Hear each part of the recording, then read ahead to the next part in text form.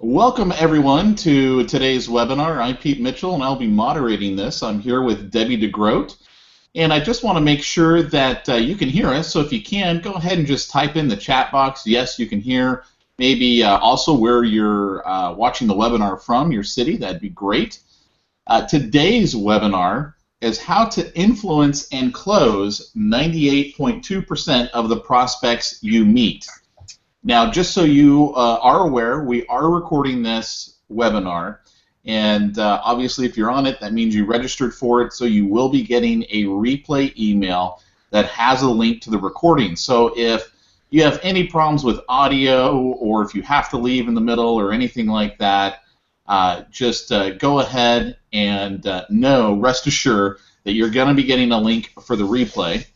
And we've got the yeses coming in right now. So yes from Las Vegas, yes from Boulder, yes, it's clear. Great. Well, thank you very much, guys. And with that, Debbie, I'm going to go ahead and turn it over to you. All right, Pete, thank you very much. And I love this topic. Actually, we did this many months ago. We had so many people request that we do it again, and just so you guys know, it's never the same twice. So if you joined us before, I mean, I read, I study. This is a topic I'm passionate about how to influence and close these prospects and people that we meet. And so most of you, as I looked at some of the registration list, I know you're either in coaching with us, or I've had an opportunity to meet you out there as I've gone around the country and spoke in many of your offices. But just to let you know, one of the reasons that I am so passionate about what I do is that I spent almost 2 decades and the front lines out there selling real estate, and many of you know that. As an agent, I was #1 in Century 21 system, doing over 156 closed units per year with a licensed assistant. So I didn't even have a team. We didn't know about that at the time. My husband is still a full-time real estate agent of 30 plus years, and my 22-year-old twin daughters are just getting ready in June to start their real estate career. So I am right in the middle of this every single day, and I am absolutely passionate about the art of selling. And someone emailed in ahead of the event asking some questions about our coaching programs. You'll see a little information there on the screen. However, we're not going to spend time on this call going through all the coaching services we offer and trying to hard sell you on the coaching, because I have a belief, and that belief is that if we get acquainted and you see value, you'll reach out and you'll want to talk to us, and then we can determine if the coaching is right for you, and if so, which program. So if you'd like a copy of this information after the event, you certainly can email me, and you can see the email there on the bottom of the screen, excellium@gmail.com, or you can feel free to give us a call. All right, but let's move on. And I do want to thank our sponsors today, Alpine Mortgage, Chris Finolio, branch manager, Andrew Sauce, senior mortgage planner. Alpine is a company we know very well. We coach many of the people there in Alpine because they are really committed to becoming better, and to becoming better at working with the agents that they serve. And they are a division of Pinnacle Capital. They have over 200 locations throughout the West Coast, and they continue to grow. So even if you're not 100% sure if they're in your local market, if Chris and Andrew are in your local market, please feel free to reach out to them, because they can connect you with one of their affiliates across the nation. Now, what is really unique, in my opinion, about Alpine Mortgage is that they truly get, from an agent's point of view, the type of service and the type of commitment to that service and support that agents need, so that they can go out and go find new business. Both of them are experts, many, many years in the industry, and one of the things that I love about them is they are great salespeople. So if you send your people to them, they're going to educate them on what they need to be doing in order to achieve their goal and close that loan in a very quick period of time. In fact, often less than 14 days. So if you have questions, feel free to reach out to them, and they'd be happy to speak with you. All right, so let's talk about power persuasion. Now, as we go into this topic, I want to share something with all of you. Whenever we promote this topic, I will always get at least one email that will say something like, I don't like this topic because, I should be able to help people just by being a great agent and just by offering great service without any gimmicks or techniques. Well, as much as I appreciate that comment, let's think about something. Haven't every one of us gone out on an appointment knowing we were the best agent for the job, hands down?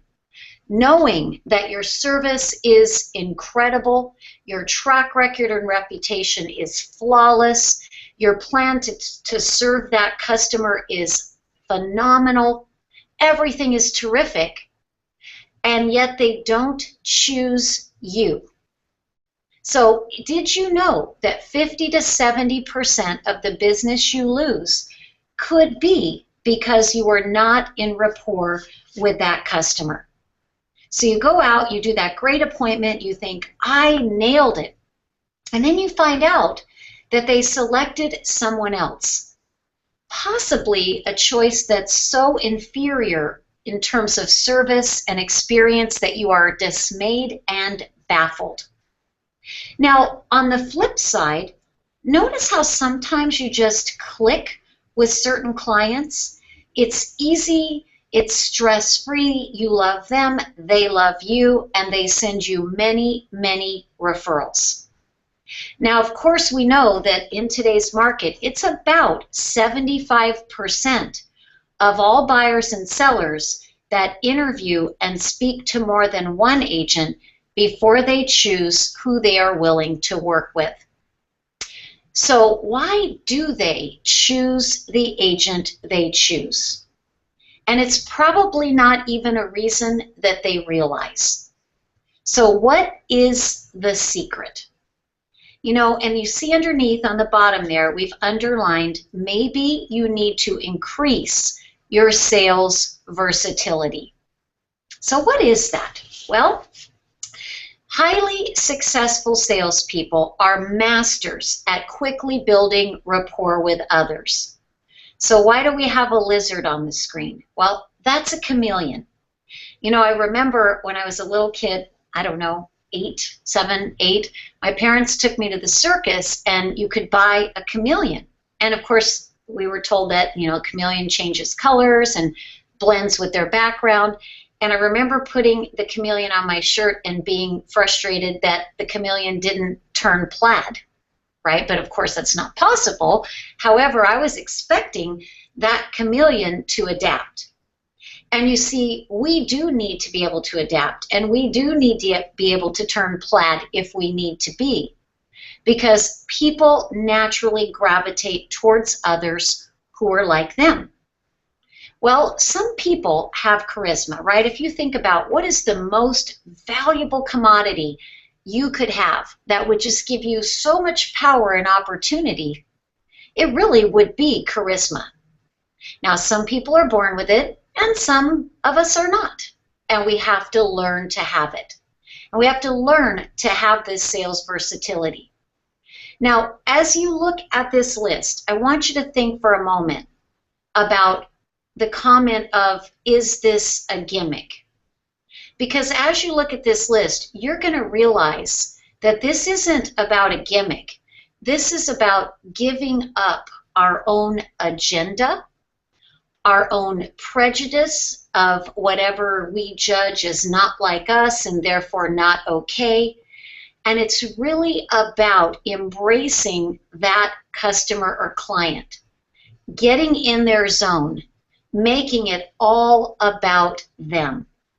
So on one hand, we're all pretty selfish. 95% of what we think about all day long is ourselves. But a really great salesperson knows they have to check that at the door. They have to be chameleon-like, and they have to get in and help that person and work with them in the way that they need us to work with them. So if you want people to like you, simply show them that you like and accept them. Pay attention. You know, when they're talking to you, don't let your eyes wander.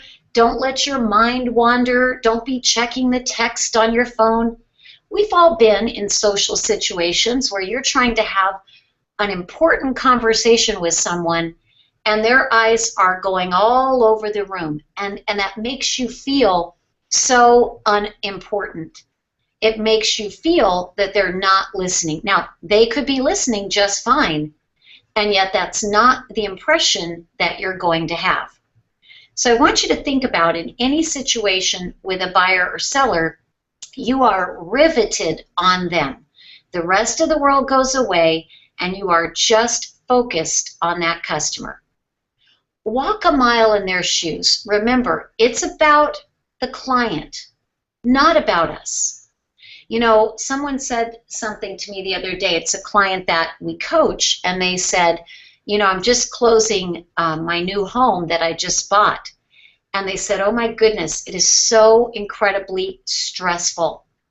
And they said, what I realized is I haven't been walking a mile in the client's shoes. I've been impatient. Why are they calling me so much? Why are they complaining? Why is everything such a drama? And they said, but you know, as I just went through this process myself, I realized how incredibly stressful it is. So stop talking about yourself. You know, they don't care about us. Make it all about them. See, if you look at point number 5, this is a very important one to realize. Establishing a commonality is not the same as establishing rapport. All right, so I'll give you an example of a commonality. So I go in, I'm looking at your home, I see a bunch of cookbooks on the shelf. And I say, oh, you cook. So do I. I love to cook. Oh, I see you have Barefoot Contessa cookbooks. I made a recipe from there last week. I had these friends for dinner. It was so great. We did this. We did that. I made this. I made that. Guess what? They don't care. Or maybe they're politely listening or responding. The reality, though, is they want it to be all about them. Now, I'm not saying that once you build a rapport and a friendship with these people and you're showing them homes or you're working with them through the process, I'm not saying that you can never talk about things you have in common. I'm just saying, please be clear, that is not establishing rapport. So if you're going to establish rapport, there's a few things you need to do. Acknowledge and approve. Ask great questions about things that are important to them, and mirror and match their rate of speech and their speech pattern. So if you think about it, everyone has their way that they prefer to communicate, and if I'm not communicating in their way, it's almost like I'm speaking French and they're speaking German, and we're just not connecting. So the way people make decisions about what they do is a lot more complicated than you might think, and it's also a lot more emotional and a lot less logical than you would think. So before we leave the slide and we're talking about mirroring and matching, let me give you a very simple example. Mirror and match their rate of speech. Because you see, if you're a fast talker and they're a slow talker, they will feel an instant disconnect. They'll feel anxiety, they'll feel rushed, they won't be able to process to keep up with you. Not because they're not as smart as you are, that's just not the way they process and communicate. Now, if I'm a fast talker and you're coming to list my home and you're a slow talker, I'm going to be bored with you. I'm not going to think you're very smart. I'm going to be trying to rush you along. And you see, again, that has nothing, no reflection on your intelligence or mine. It's simply that we have a different communication style. So why wouldn't we? You know, if you went to Paris and you knew a few French words, even if it's not your first language, wouldn't you try to reach out and connect? And that's all we're doing when we're marrying and matching. It's not phony, it's not fake. We're giving up our selfishness and we're making an attempt to reach across and connect with that customer or client in a way that will make them feel comfortable. And you know, we all love to be acknowledged and have approval, and yet seldom do we get it. So here are a few key words and phrases that you could write down. I understand. Really? I can appreciate that. Interesting. You're kidding. Oh, that's terrible. Or great, terrific, excellent, good for you, perfect. And you see, what I often notice happens is an agent will zero in on one or two and use them all the time. I can appreciate that. I can appreciate that. I can appreciate that. I can appreciate that. Well, then that actually does begin to sound like a technique. So we just want to be very conscious of sprinkling in acknowledgement words and phrases, approval words and phrases, because this really shows the love, shows the acceptance, and it does encourage them to open up. Now, we all have annoying habits. If you don't think you do, ask around. Some of your friends and family can probably point out a few. Do you fidget? Do you click your pen? Jangle your change in your pocket? Compulsively check your phone? And here's a big one. Interrupting people when they're talking. What I find is common with agents, especially when they get nervous and excited and they're on an appointment, they don't always necessarily interrupt, but they may have a habit of stepping right on the end of the sentence. So as soon as your customer or client finishes their sentence, when the last word is coming out of their mouth and you are already talking, you got to stop it, right? You got to give it a dot, dot, dot, or pause, pause, pause, so that they know that you're absorbing, hearing it, taking it in, and listening. Now, some of you have taken your DISC test. If you haven't, I'd encourage you to do so. If you're an extremely high I, you may be guilty of talking too much. So remember, we want this to be an engaging conversation. We want to ask questions about things that are important to them, and we want to help them self-realize. So if you're talking, you're just filling the air with words. Now, asking great questions. This is a challenge. Most of us are not very good at this. I've gotten better because I had to work really hard on it. I read in a book, and I've shared this with some of you, that the average 4-year-old may ask up to 300 questions in a week, and the average college student asks only one. I don't know why. I don't know if it's because we became more self-absorbed or because our moms told us to stop being nosy. But you see, we really need to regain that great art of asking questions. So if you're working with us in the coaching, one of the things that we're going to encourage you to do is read and study on this particular point. And we're also going to encourage you before each important situation, whether that's a showing presentation, an offer negotiation, a listing proposal, we're going to encourage you to sit down and write down 3 to 5 good questions that you're going to carry into that meeting. And it is literally fine to carry that card into that meeting. And if I said, you know, Pete, I was thinking about our appointment today, and I wrote down a few good questions. May we begin with those? See, if I do that, I'm a lot more likely to keep my whole meeting more question-based. If I have a script for my presentation for that appointment, and my script is question-based, now it's much more likely that I'm going to achieve that great connection with that client because it becomes a terrific, caring consultation instead of a pitch. All right, as you're writing your questions, though, here are the things I want you to think about. What do I want to gain by asking this question? Who am I going to be asking the question to? What is the right time to ask it? Now, what are they likely to say? What is this going to help them self-realize? And where am I trying to lead them? Okay, because see, if we tell them, they can shut us down and ignore it. But when they self-realize it, it's a lot more powerful. Now, you notice I said, don't forget to take off the interrogative edge. We don't want to interrogate them.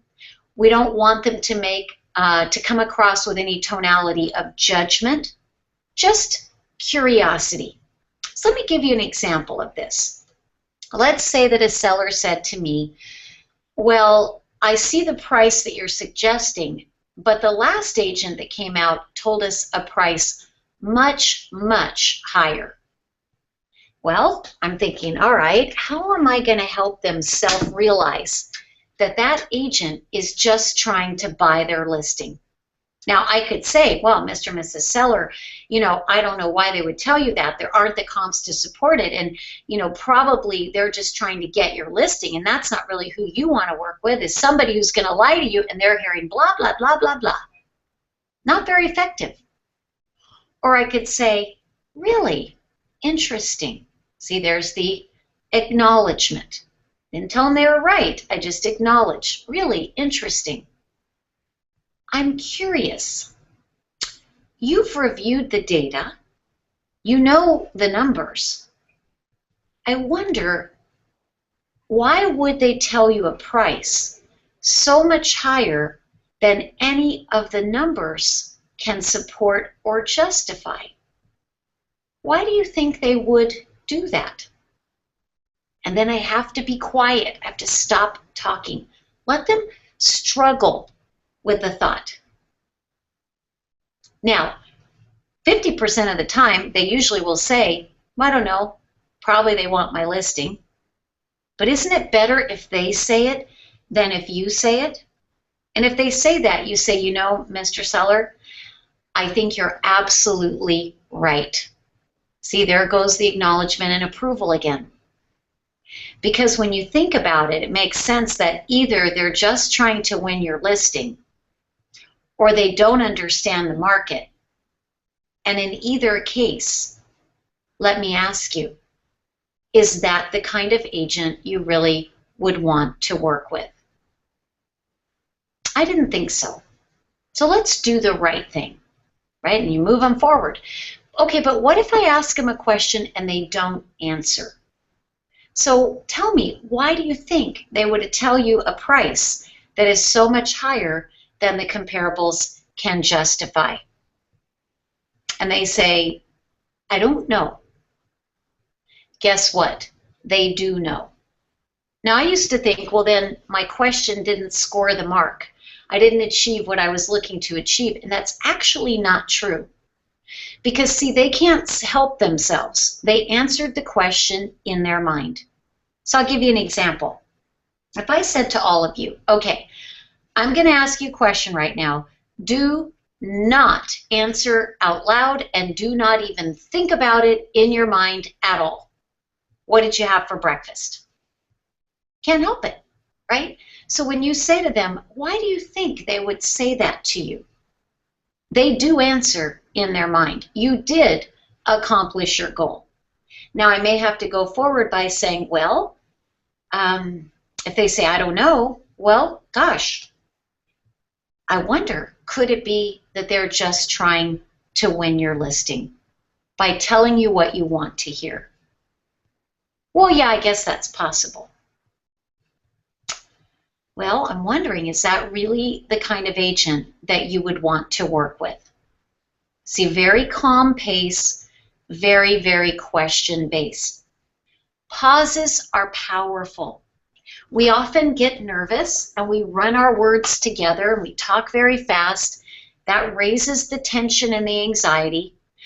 I've read somewhere, I don't know how to verify this, maybe it's true, read it lots of places, that our mind is processing up to seven different items at any given time.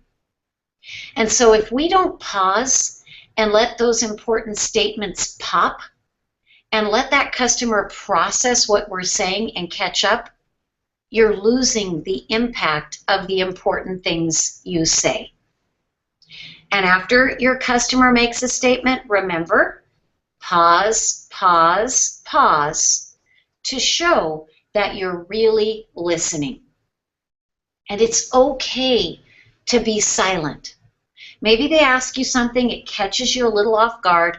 Let's don't fill the air with the ums and uhs. It really dilutes your power. And it really does draw attention away from those important points. It's okay to be quiet. It's okay to be thoughtful. We don't need to fill the air with words.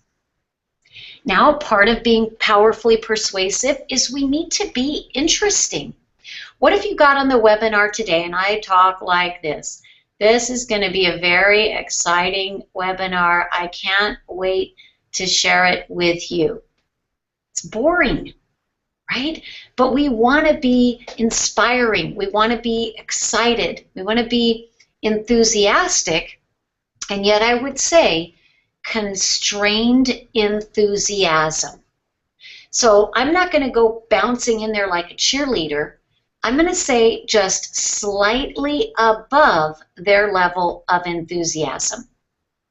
I'm going to mirror and match them, but my goal is to pull them up with some of my energy and my power and suck them into the vortex of wanting to be with me, wanting to work with me, because they're very confident and they're very excited. All right, now, I wonder, in all the important preparation and work that you do before you go out on a listing appointment, how often are you stopping to think about what is the dominant personality style of this customer or client? Okay, so take a look at the chart there for just a moment. So we see D, very assertive. I, influencer, motivator, great with people. S, very cooperative, very amiable, very calm. And then C, evaluator, very analytical. Now, when you, if you haven't yet, take the DISC test, you'll notice that you are not just one style. You are a blend. And yet each of us have a dominant style. So if you looked at my DISC test, you would see on the graph chart, which you can't see here, that I'm 99% D. That's not necessarily good or bad. It just is what it is. All the styles are different. Not one is better than another. They all have their strengths and weaknesses. But as a high D, I am very direct, impatient, action-focused, sometimes can be a little bit harsh, even if I'm not meaning to be. And so if you're dealing with a high D, you're going to know. They're going to be very direct, very to the point, short sentences. They're going to say things like, let's get to the point. I just want you to come over and give me the bottom line. Now, if you're a high S agent, soft-spoken, very sweet, cooperative, and caring, and you come into my house and I'm a high D and you say, you know, Debbie, I'm so glad to be here. Thank you. Oh, I see you have daughters. How old are they? Oh, well, I have daughters too. Where did your girls go to school? Oh, mine went there too. I'm thinking, get out. You are boring me. I'm in a hurry. What do you want? I just wanted to get my house listed. I don't want to be your friend.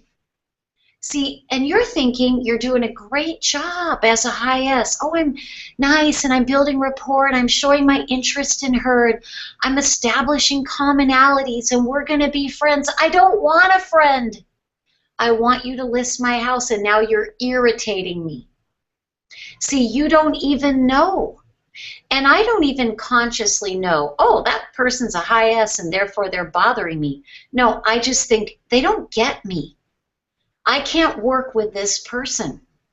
And you leave that appointment and you think you did a great job and I have no intention of listing with you.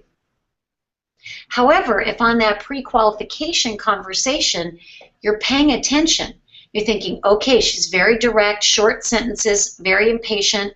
I think I have a high D here. That's all you need to know. Just get in their zone. Step up and match them. Talk the way they do. Move forward a little faster.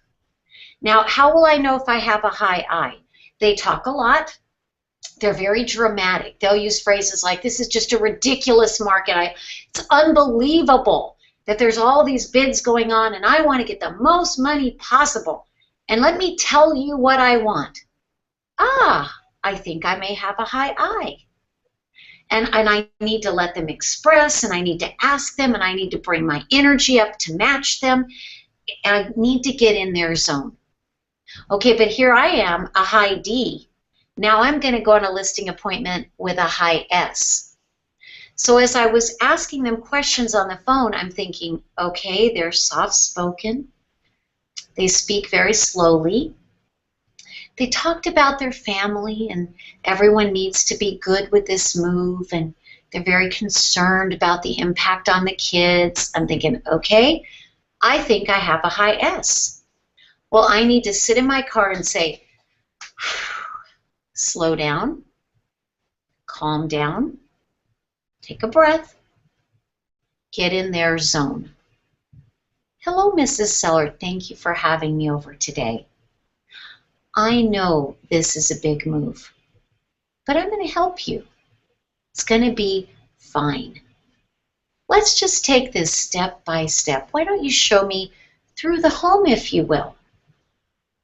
And I'm in her zone.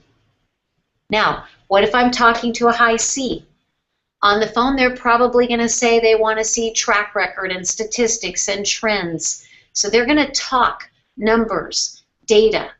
They're not going to talk a lot. They're a little withdrawn and reserved. They may even seem a little cold, a little chilly. That's just how they are, how they process. And often when you ask these people what they do for a living, when you're pre-qualifying them, it may give you some cue or clue as to their style. So if I were pre-qualifying you and I asked, I'm curious, what do you do for a living? And you said, well, I'm a rocket scientist. Pretty sure you're going to be a high C. If you say, well, I'm an actor, pretty sure you're going to be a high I. Well, I'm a social worker. I work with children and I help place them in the right foster homes and, I really get involved in their life. I'm listening to you talk and you speak slowly. You're in a service industry. Pretty sure you could be a high S. Right? So if I ask you, what do you do for a living? Well, I don't know why that would matter. I'm just selling my house. Oh, you're right. It doesn't matter at all. Oh, there's a high D. Right, guys? So it is surprisingly simple. You do not have to be an expert at this for this to work wonders for you. You just need to step in their zone. Speak their language. Be chameleon-like. So we skipped through these very quickly, but I think we covered, I'm just going to let you take a look quickly here on the screen, expressive or high I. When you're presenting to them, emphasize, how this is going to save effort and they're going to look good to others and, very, very easy. If we look at amiable, they're going to be able to have a predictable, harmonious move. You're going to give them step-by-step actions to take. So amiable or S, analytical or C, they're going to want to see some facts and data. And if you don't give them that, they are not going to move forward. However, if you give them too much data, they will wallow in it. So I think you take what you think you need and then take a few extra pieces along in your folder or your briefcase and only add extra data as needed. Now, the nice thing to know with an analytical, they do get stuck making a decision, but one way you can get them unstuck is just assure them that they have reviewed all the data. They're 100% clear on all the numbers. And they've done a good job doing their research, and therefore it makes sense that it's absolutely fine to move forward and make a decision. All right, so again, speaking their language, who are they? And let's think about this. What if we forget the golden rule? Do unto others the way you would have them do unto you. What if we forget that and instead do unto others the way they want you to do unto them? So obviously, we're not going to ask our clients to take a DISC test, but you can keep in mind and look for these cues and clues as to their personality style. You can keep in mind their cultural background and preferences. And also on top of it all, their generational tendencies. See, people are like a puzzle, and the more pieces you can put together, the more likely you're going to be to connect and win rapport. How do they dress? The words and phrases they use. Their rate of speech. How they process information, and how they make decisions. If you pay attention and if you ask the right questions, they're going to hand you the pieces of the puzzle.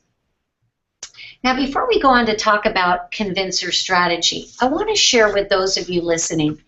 Some of you are probably thinking, this is amazing, I can do this, I need to do this, I just lost a listing last week and I think this is why. And some of you may be thinking, I don't know if this is that important. And I want to share with you just how important it is. I want to give you an example. One of our clients, Boris Kalota, you can see his testimonial on our website, excellium.com. Boris came to us a little over a year ago, very strong agent, earning $750,000 a year, but he said, I am stuck at that level. I'm very good at what I do. I have a good listing presentation, but I'm in a highly, highly competitive market, and for some reason, I'm only getting 46% of the listings taken. And he said, I have to break through. I want to earn $1 million.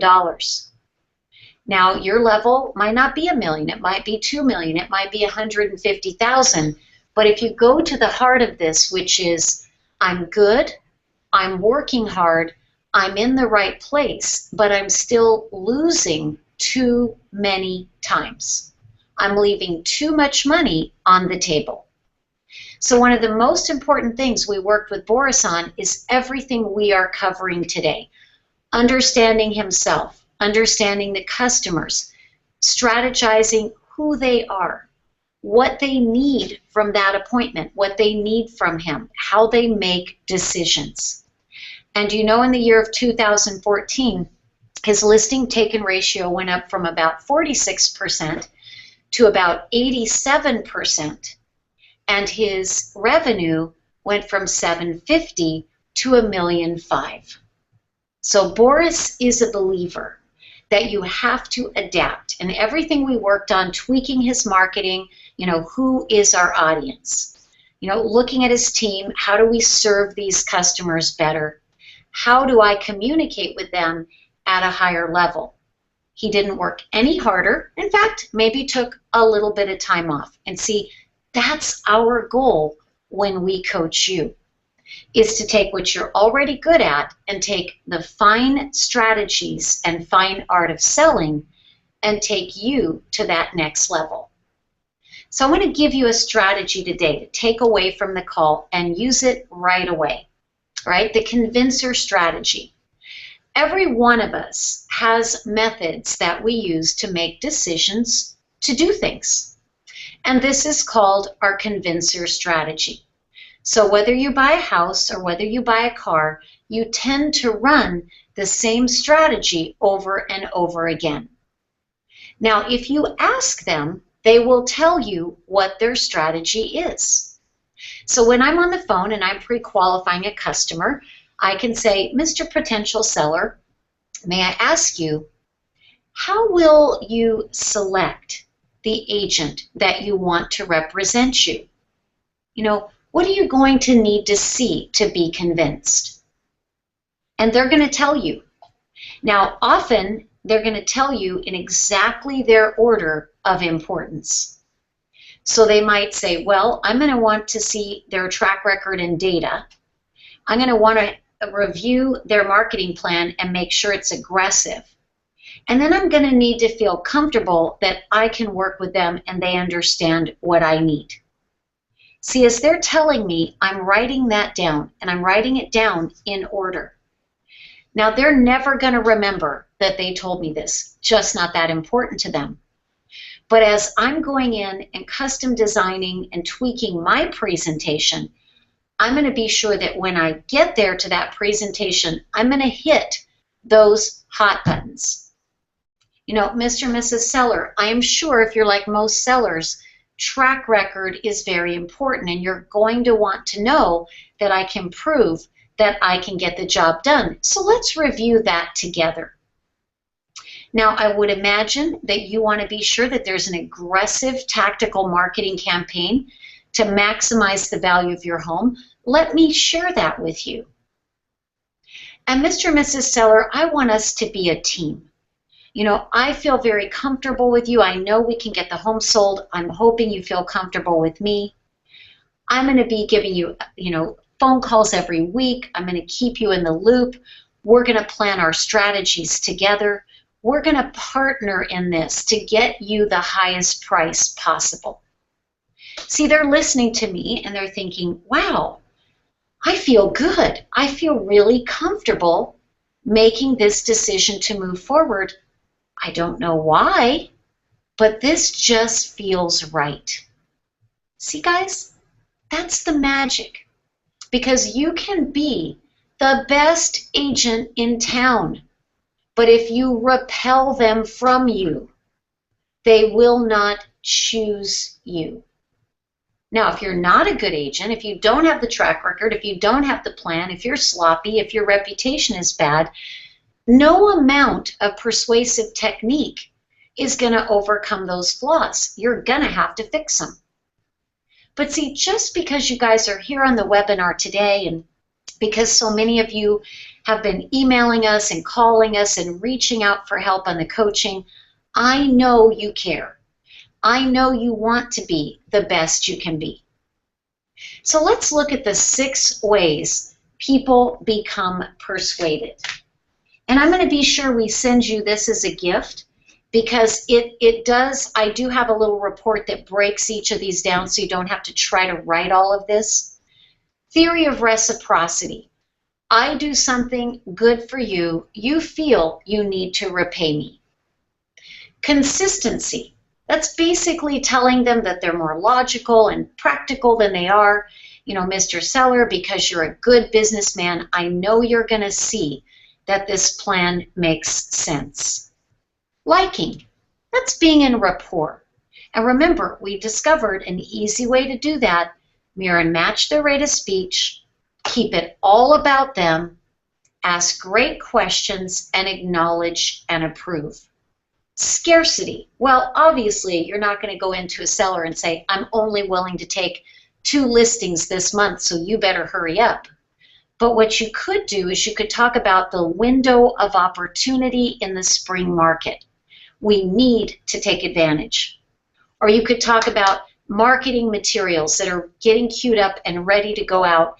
And if we list today, we can be part of that campaign. So that's scarcity. Social proof. Those would be testimonials from your great clients. And authority would be like social proof on steroids. That could be a press release. That could be an article about your awards. That could be a very high-profile client giving you a testimonial. So these are all fabulous to build into any selling situation, and we'll send you the free report. Now, we talked a lot about being in front of the seller, but let's remember that this has to reach through the phone as well, because I know that some of you are listening from resort markets. Many of our great clients are from resort markets. And that means much of what you do is going to go through that phone. And I want you to all remember that if you're reaching through the phone, you're going to have to be a little louder, a little more dramatic. Definitely practice some scripts. And if you write this down and go to Excellium.com, you can get a small portion of our scripts, and they're really terrific scripts for calling your database. Stand up, pace. I have a cordless headset, so I can move around. Vary your tone, smile. Remember, mirror and match.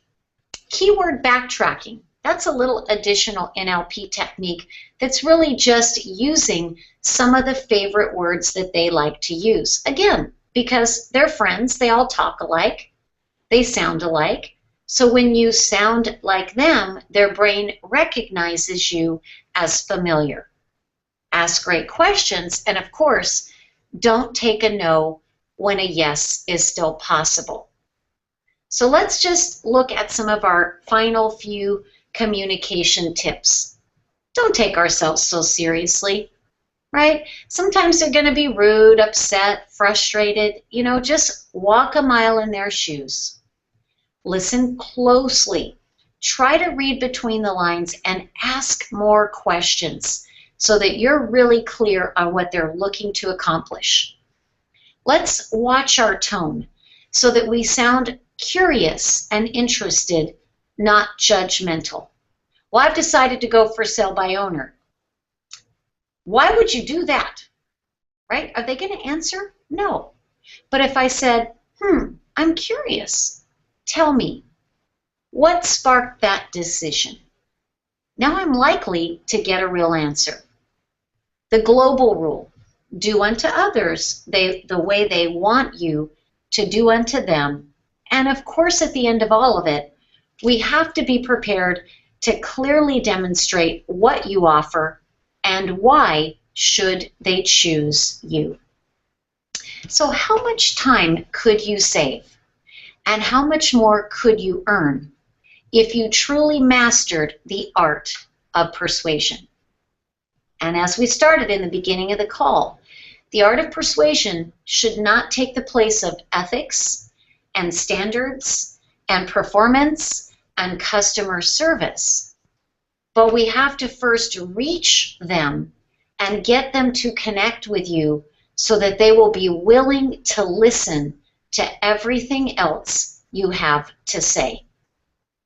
See, you're here today on this webinar, and that's great, because somewhere out there right now, somebody that you're going to come up against, somebody you're competing with in your market is also working on their skills. And if you don't improve yours, when you compete against them, they are going to beat you.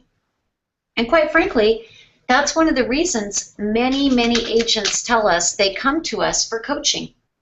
They said, you know what? I need a competitive edge. I have to up my game in terms of tools or technology. I've been in the business 35 years, and these young kids are coming in and they're on my heels. Or my market is so fiercely competitive right now that I'm competing against 5, 6, 7, 10. I heard the other day someone interviewed 15 agents. What they're looking for, I don't know, but 15. So how confident are you that you can compete and win? Now you might be saying, well, I get 85% of my listings taken. Perfect. What if you could get 98.2% taken? What if you added new colder sources and still maintained a high ratio? So if you want to close 98.2% of the prospects you meet, I suggest you talk to one of our experienced coaches. Now, that might look like just having a complimentary call, saying, I'm struggling in a couple of areas. I don't know that I'm ready for coaching, but I need some advice. Reach out to us. See, we're just like you. We are willing to earn the relationship. We are willing to talk with you, to connect with you, to provide value, because we know that when we do, and that helps you create business, you're more likely to come back to the well and say, I need some more help. And then we can coach you to that next level.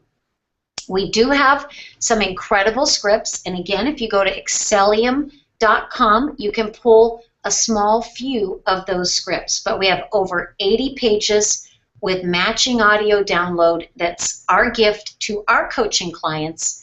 You can go to the website and buy them, but I'm not here today to try to sell them to you. I would rather encourage you to talk to us and let us figure out what you need help with.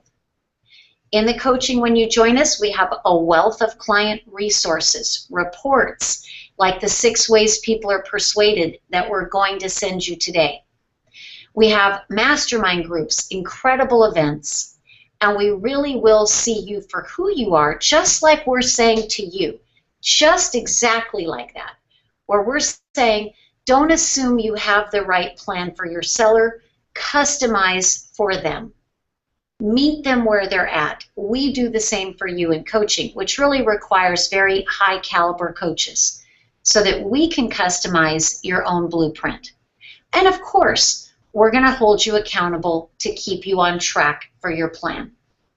So whatever program you might be interested in, whatever budget you might have, we have a program that's right for you. So check us out.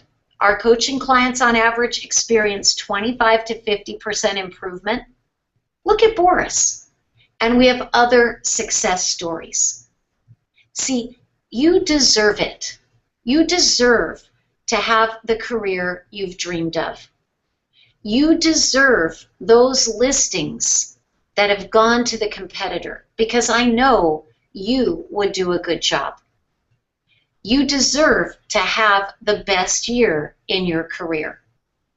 And we would be delighted to help you get there.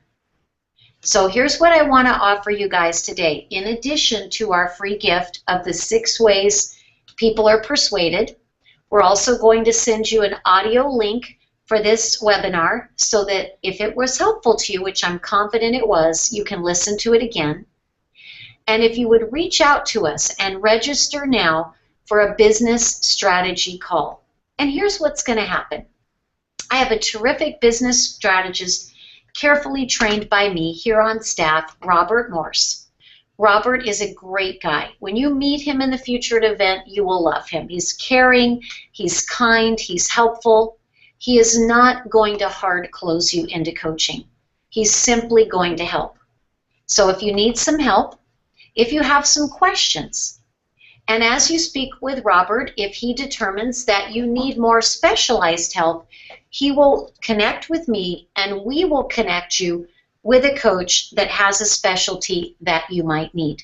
Many of my coaches are extremely well trained in neuropersuasion, so if that's something you're fascinated with, reach out and we can connect you to them. So we hope you enjoyed the webinar today. It will change your life when you think about how your communications are impacting those around you, your business life, your family life, and your personal life. And I want to say thank you again to Alpine Mortgage for being our sponsor. If you reach out to Chris, if you reach out to Andrew, they're going to give you the help and service that you deserve. And you know what's interesting? They understand this whole concept. We have trained them. They've taken the DISC test. They look at the DISC test of their clients so that they know how to provide the type of service that you need, because we all need to work together. So have a great rest of your week. And Pete, I know we have about 6 minutes left. So if there's any questions, I've just clicked over. I can't see them on my sidebar. Is there anything out there that we should talk about that they need help with? No, looks like you did a great job because no one's got any questions in the chat bar. So I think we're good. So everyone, just be sure to write down, if you would like, my private email, debbiedgroat@gmail.com. That will get right to me. So if you have a question, let me know. We'll make sure you get the link for the recording. We'll make sure you get the 6 ways people are persuaded. And you know what, Pete? I believe we even have our newly produced white paper on this very topic. So I think we should send them the white paper report as well. I'll make sure that gets added. All right, guys. Have a fabulous day, and we hope to talk to you very soon. Reach out. We're here to help.